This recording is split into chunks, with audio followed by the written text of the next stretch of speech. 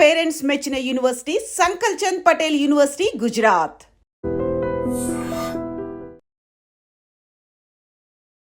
నమస్తే సార్. నమస్తే అండి. సార్, ఇప్పుడు పోలీస్ స్టేషన్లో సెటిల్మెంట్లకు అడ్డాలు కాదు అని చెప్పేసి సుప్రీంకోర్టు పలుమార్లు పోలీసులను హెచ్చరిస్తున్నప్పటికీ ఎన్నిసార్లు అయినా సరే వాళ్ళు వినకుండా మళ్ళీ సెటిల్మెంట్ల వైపే ఎక్కువగా మొగ్గు చూపిస్తున్నారు అని చెప్పేసి ఎవరైతే బాధితులు మన అడ్వకేట్స్ దగ్గరికి వస్తున్నారో వాళ్ళు చెప్తున్నారు అని చెప్పేసి చాలామంది చెప్తున్నారు. దాంతోపాటు ఎవరైనా సరే మీడియాకు ఫోన్ చేసి కూడా పోలీసులు మమ్మల్ని పట్టించుకోవట్లేదు, మేము చెప్పింది వినట్లేదు, ఏదో సెటిల్మెంట్కి రమ్మంటున్నారు, ఇలాంటివన్నీ చెప్తున్నారు. ఇది అసలు ఎట్లా అంటే ఎన్నిసార్లు చెప్పినా కూడా పోలీసులు ఎందుకు వినట్లేదు, కోర్టు కూడా దీనిపైన ఎందుకు ఇంకా సీరియస్గా మూవ్ అవ్వట్లేదు అంటారు? ఇది సంగీత గారు ఇవాళ రోజు మీరు చెప్పేది ఇది కొత్త సమస్య కాదు, ఎన్నో ఏళ్ల తరబడి నడుస్తుంది ఇది. కాకపోతే ఈ మధ్య కొద్దిగా సుప్రీంకోర్టు వారు కానీ, మన తెలంగాణ హైకోర్టు వారు కానీ, ఆంధ్ర హైకోర్టు వారు కానీ ఈ మధ్య పోలీసుని కొద్దిగా ఇలాంటి విషయాలు వారించడం జరిగింది. కానీ ఎన్నో ఏళ్ళగా నడుస్తున్న ప్రాక్టీస్ ఇది. యాక్చువల్లీ చాలామందికి తెలియదు ఏంటంటే సివిల్ కేసెస్లోను, ఫ్యామిలీ కేసెస్లోను జనరల్లీ పోలీస్ వారి యొక్క ఈ ఇంటర్వెన్షను లేకపోతే ఈ ఇంటర్ఫిరెన్స్ అనేది అసలు అనవసరం. ఎందుకంటే సివిల్ కేసెస్ ఏదైనా ఇప్పుడు ల్యాండ్కి సంబంధించిన ఇష్యూ కానీ, ప్రాపర్టీకి సంబంధించిన ఇష్యూ కానీ ఏదైనా కానీ సివిల్ కేసులు సివిల్ కోర్టులో వేసుకోవాల్సిన విషయాలు.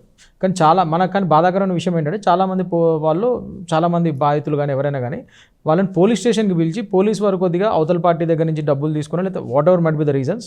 అంటే అందరు పోలీస్ వాళ్ళు అలా ఉంటారని కూడా నేను అనట్లేదు. చాలా సిన్సియర్గా వాళ్ళు డ్యూటీ చేసే పోలీస్ వాళ్ళు కూడా నాకు తెలిసిన వాళ్ళు చాలామంది ఉన్నారు. బట్ కొందరు మాత్రం ఇట్లా మాల్ ప్రాక్టీసెస్కి పాల్పడి అవతల పార్టీ దగ్గర కొద్దిగా ఏదో ఒక విధంగా వాళ్ళు లాభపడి సో ఈ యొక్క బాధితుల్ని పిలిచి ఇక్కడ బెదిరించడము, వాళ్ళతో సెటిల్మెంట్ ట్రై చేయడము, ఆ ల్యాండ్ డిస్ప్యూట్ని సాల్వ్ చేయడము ట్రై చేయడము ఇలాంటివన్నీ చేస్తున్నారు. సో ఆ విధంగా వీటిని కట్టా పంచాయతీస్ అంటారు.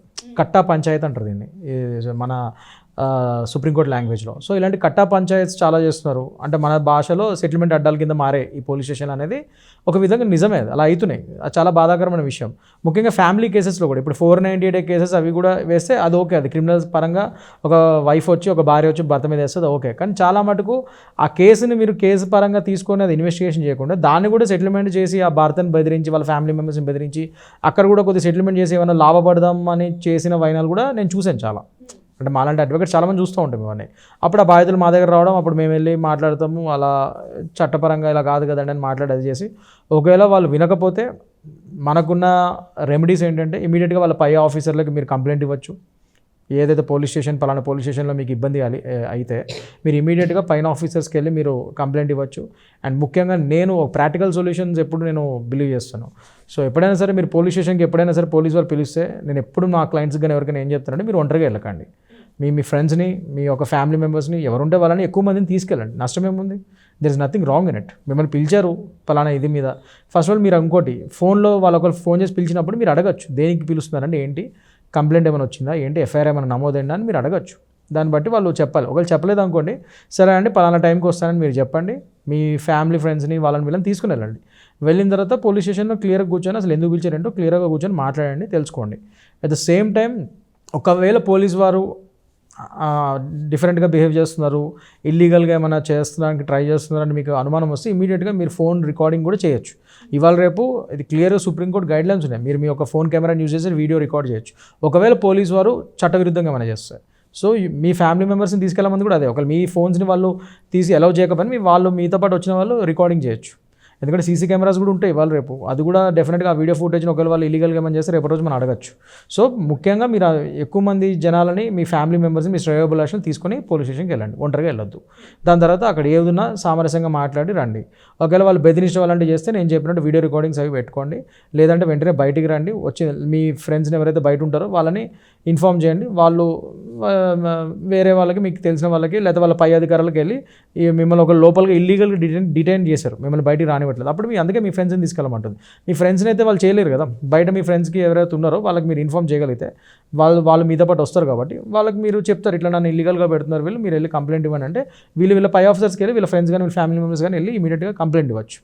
ఇవన్నీ కూడా వర్తించట్లేదు, వీళ్ళు అయినా కూడా మిమ్మల్ని బెదిరిస్తున్నారు, ఇమీడియట్గా హైకోర్టులో మనం రిట్ చేసి హైకోర్టు ద్వారా కూడా వాళ్ళని వారించవచ్చు పోలీస్ వారిని. సో మనకి లీగల్ రెమెడీస్ ఉన్నాయి, but you have to be practically sensible. అంటే స్కోప్ ఇవ్వరు కదా సార్. అంటే పోలీస్ స్టేషన్లలో మీరు చెప్పినట్టుగా ఇప్పుడు మొబైల్తో రికార్డ్ చేయమని చెప్పమని కానివ్వండి, తర్వాత నెక్స్ట్ మేము రాము ఇప్పుడు తర్వాత మీరు ఎందుకు మమ్మల్ని అరెస్ట్ చేయాలి అంటే మీరు పోలీస్ స్టేషన్కి రమ్మంటున్నారు అని చెప్పేసి అడిగినా కూడా వాళ్ళు చెప్పరు, నువ్వు రారా మేము పిలుస్తుంటే ఎందుకు రావు అని చెప్పేసి అన్నట్టుగానే అడుగుతారు తప్పించి ఎందుకు అని చెప్పేసి అయితే ఉండదు.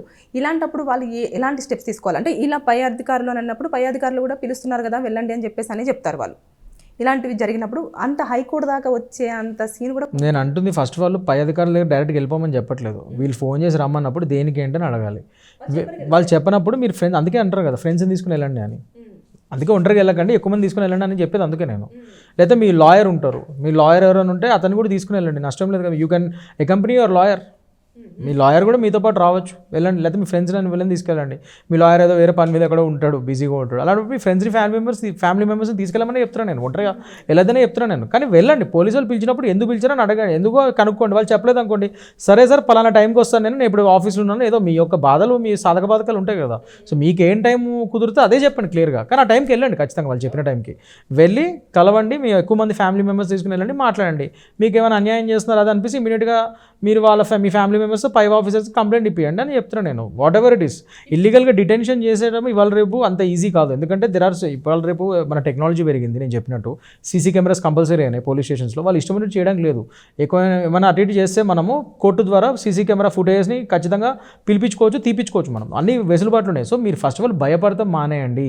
అందుకే చెప్తున్నాను ఇవాళ రోజు public has to be aware of about all these things. మీకు ఆ పబ్లిక్ అవేర్నెస్ ఉంటే పబ్లిక్ కూడా భయపడరు.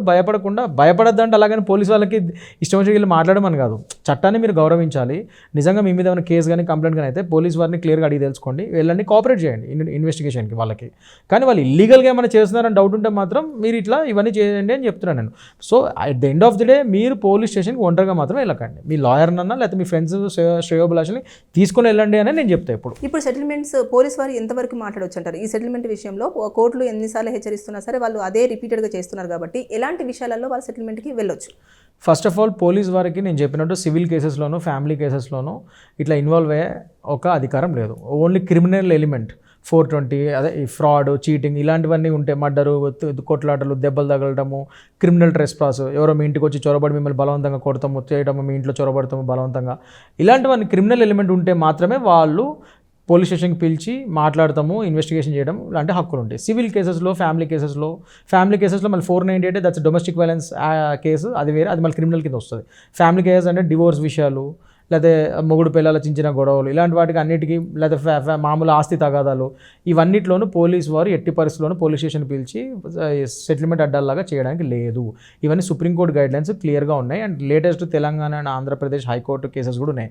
కోనేరు Suresh Babu versus state of Telangana, the same thing. Latest Telangana మన హైకోర్టులోనే వాళ్ళు, ఇది ఒక క్లాసిక్ ఎగ్జాంపుల్. ఇది వాళ్ళు చెప్పారు క్లియర్గా, సో మీరు అట్లా ఒక సెటిల్మెంట్ అడ్డా కింద పోలీస్ స్టేషన్ మార్చడానికి లేదు, పోలీస్ డిపార్ట్మెంట్ అలా చేయడానికి లేదని క్లియర్గా పోలీస్ వారిని వారించడం జరిగింది ఈ కేసులో. సో ఇలాంటివన్నీ అవుతున్నాయి. అందుకే చెప్తున్నాను వీటిని కట్టా పంచాయతీస్ అంటారు. సో ఇలాంటి పంచాయతీలు చేయొద్దు మీరు అని చెప్పి క్లియర్గా చెప్పడం జరిగింది. క్లియర్ గైడ్లైన్స్ ఉన్నాయి, సుప్రీంకోర్టు గైడ్లైన్స్ ఉన్నాయి, AP and Telangana high court guidelines కూడా ఉన్నాయి. సో ఇలాంటివి ఏమైనా, అదే చెప్తున్నాను, పోలీసు వాళ్ళు ఇలాంటివి ఏమైనా చేస్తే ఇల్లీగల్గా మీరు ఇమీడియట్గా వాళ్ళ పై అధికారులకి ఇన్ఫార్మ్ చేయొచ్చు, కంప్లైంట్ ఇవ్వచ్చు వాళ్ళ మీద. లేదంటే హైకోర్టుని కూడా ఆశ్రయించి రిట్ ఆఫ్ మ్యాండమస్ ద్వారా వాళ్ళ మీద మనం రిట్ వేసి యాక్షన్ తీసుకోమని కూడా హైకోర్టు వారిని అడగచ్చు. Thank you, sir. Thank you. And for more videos, Please subscribe to iDream. Please subscribe to iDream. Please subscribe iDream. And please subscribe to iDream. For more videos, subscribe to iDream. please like, share and subscribe to the channel. Congratulations, iDream. Subscribe to iDream. Subscribe to iDream. So subscribe to iDream Media. iDream team andarki huge congratulations. Please subscribe iDream Media. Please subscribe to iDream. Subscribe iDream. Please subscribe to iDream. iDream అంటే నా కళల ఛానల్ను subscribe చేసుకున్న నోరు తిరుగుతలేదు, మీరైతే గంట గుర్తు కొట్టండి. For more such videos, please subscribe to iDream. Subscribe to iDream. Please subscribe to iDream. Please subscribe iDream Media. Please do subscribe to iDream. Please subscribe to iDream Media. For best entertainment and information, please subscribe iDream. And don't forget to subscribe to iDream.